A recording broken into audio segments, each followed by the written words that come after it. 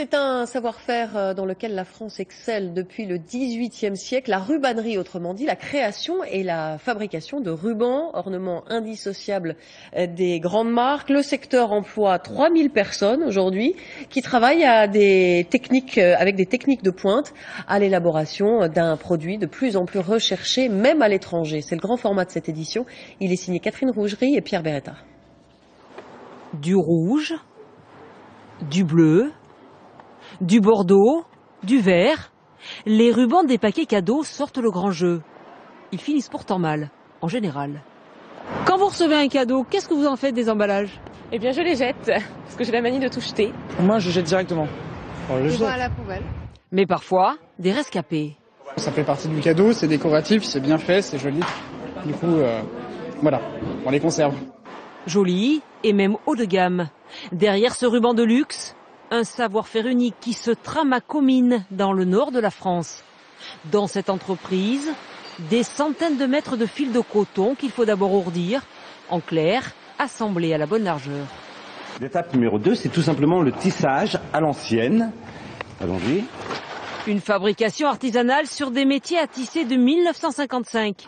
Le secret, ces navettes en bois qui glissent entre les fils.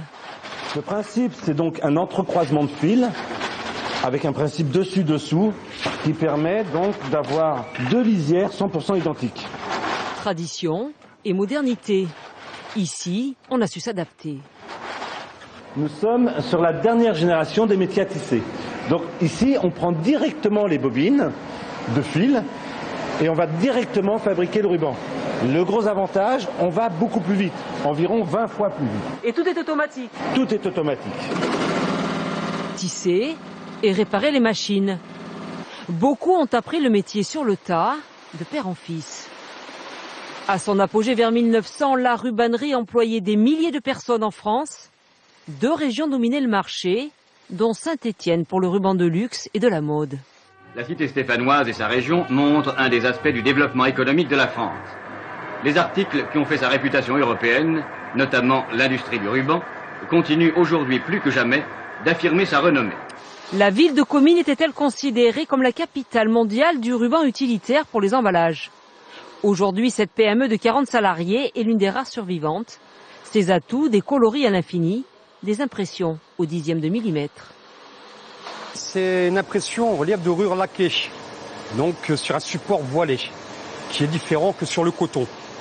Vous voyez cette brillance, cette finesse, c'est du travail de style.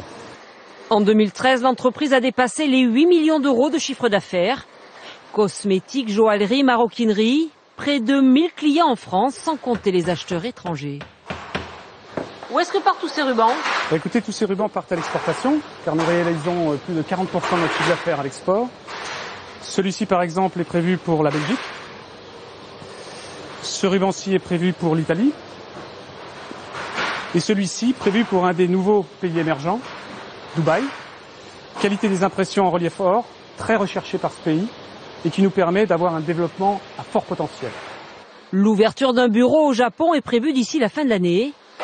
Le Made in France n'a pas fini d'emballer. Profitez